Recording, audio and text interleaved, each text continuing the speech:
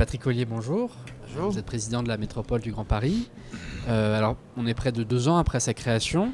Est-ce que vous êtes satisfait du rythme de déploiement de la métropole? Satisfait, oui, mais pas satisfait de la loi NOTRe qui a prévu cette métropole. Et satisfait, oui, de la manière dont nous avons été capables, en 22 mois, de la faire fonctionner, de telle sorte qu'elle puisse être crédible et lisible, pas au niveau des citoyens, parce qu'on n'est pas encore arrivé là, mais au niveau de l'ensemble des élus qui la composent et au niveau des instances supérieures de l'État. En 22 mois, nous avons réussi à mettre en place une gouvernance partagée. Et alors que la droite et le centre, nous sommes majoritaires, j'ai voulu que nous travaillions tous ensemble et que toutes les sensibilités politiques soient représentées au bureau, ce qui est le cas. Et ainsi, nous avons une répartition des vice-présidents qui, aujourd'hui, ne pose pas de problème parce qu'on se rend compte qu'à toutes les réunions de bureau, on parle de l'intérêt public, la manière dont on peut régler les problèmes pour les 7 millions de personnes concernées et non pas de clivage politique. Ça, c'est le premier point. Deuxième point, en 22 mois, nous avons essayé, parce qu'on n'a pas le temps de tout faire, bien sûr, en si peu de temps, avec une administration de mission de 40 personnes seulement, d'être à l'initiative, c'est-à-dire d'être stratégique et de prendre l'initiative pour être des leviers de développement par exemple. Je vous cite simplement 2 exemples parce qu'il y en aurait d'autres. Premier exemple, le concours Inventons la métropole du Grand Paris. C'est le plus grand concours d'architecture et d'urbanisme d'Europe que nous avons lancé. Et puis deuxième point, puis j'arrête là, le Vélib métropolitain. Nous avons, à partir du moment où Mme Hidalgo, qui est la première vice-présidente de la métropole, s'occupe de Paris Intramuros, j'ai voulu que la métropole soit associée à Vélib. Nous sommes entrés dans le conseil d'administration de Vélib. J'en suis le vice-président et c'est très bien comme ça. Et nous avons ensemble, droite et gauche confondus, mis en place un Vélib métropolitain.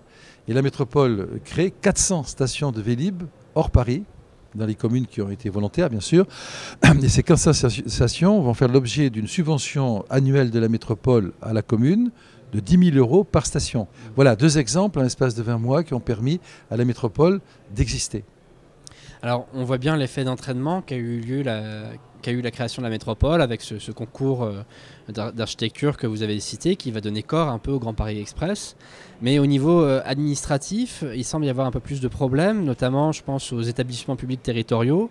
Il y a aussi le problème du logement. Plusieurs communes qui ont préféré créer des sociétés d'économie mixte que de transférer leur office HLM à l'échelon intercommunal.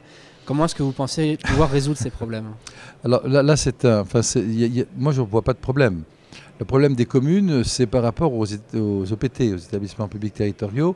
Et elles ne veulent pas voir leurs ZAC remonter au territoire, mais ça c'est la liberté des communes. Et donc elles transforment juridiquement les statuts pour pouvoir les garder dans le cadre communal. Mais c'est la liberté communale. Si les maires veulent faire cela, et si leurs conseils municipaux sont d'accord, moi je ne vois pas d'inconvénient. Le problème, c'est que la métropole doit définir l'intérêt métropolitain. Nous sommes en train de travailler une délibération qui va être votée le 8 décembre prochain sur la définition de l'intérêt métropolitain. On va dans le sens d'une très bonne délibération votée par la métropole de Bordeaux, d'ailleurs. C'est un peu dans ce sens que nous allons, de telle sorte que la définition de l'intérêt métropolitain permette, sur décision des maires qui le souhaitent, de voir remonter à la métropole des zones d'aménagement, des actes d'aménagement que les communes souhaitent pouvoir déléguer à la métropole, si c'est le cas, s'ils le veulent. Mais moi, je n'ai pas vocation, en tant que président de la métropole, à devenir gestionnaire des actes de l'aire métropolitaine. En revanche, nous voulons aider les territoires, et c'est important, ou les maires, à faire leur travail. Nous sommes là en soutien et non pas en substitution.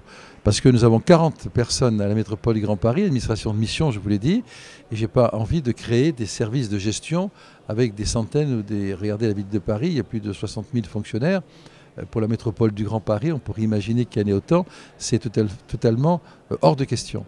Donc ce qu'on veut, c'est être stratège, créer l'attractivité, prendre des initiatives dans le cadre de nos compétences. On a des compétences en développement, on a des compétences en développement durable, on a des compétences en environnement, etc. On a des compétences en logement, vous venez de le dire. Et là, nous avons, en 2019, nous aurons la totale compétence du logement, c'est-à-dire la planification qu'on est en train de mettre en place aujourd'hui, le plan métropolitain de l'habitat et de l'hébergement. On est en train de le réaliser en ce moment. Ce sont 2 élus qui travaillent dessus. Un de droite, c'est Christian Dupuis, le maire de Suresnes, et Olivier Klein, le maire socialiste de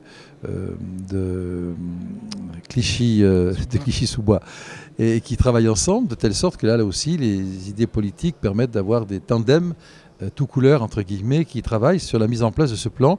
Je pense que le PMHH sera terminé mi-2018 l'année prochaine.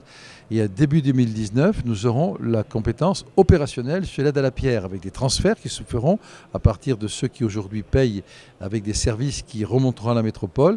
Et là, il faudra qu'on entre effectivement dans la gestion pour le logement. 40 000 logements à construire par an sur l'aire métropolitaine, c'est pas rien.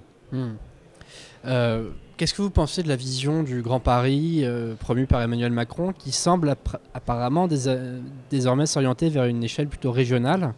Est-ce que vous allez le soutenir lors de la conférence des territoires de décembre, qui sera consacrée notamment à la métropole du Grand Paris? J'en sais rien. J'attendrai de savoir ce qu'il veut faire pour savoir si je le soutiens ou pas. Dans les entretiens que nous avons eus, j'étais d'accord avec lui sur le renforcement de la métropole telle qu'elle existe aujourd'hui. Renforcement de la métropole telle qu'elle existe aujourd'hui, car la métropole, ça ne peut être que la zone dense continue. Toutes les métropoles du monde, toutes les villes-mondes, Paris est une ville-monde. C'est la seule ville-monde qui existe en France. Et Paris, c'est-à-dire le Grand Paris, la métropole du Grand Paris, c'est la zone dense continue, avec les maires qui sont élus au suffrage universel pour gérer les problèmes, vos problèmes, nos problèmes de quotidienneté des habitants de la métropole. C'est ça, c'est pas autre chose, la métropole.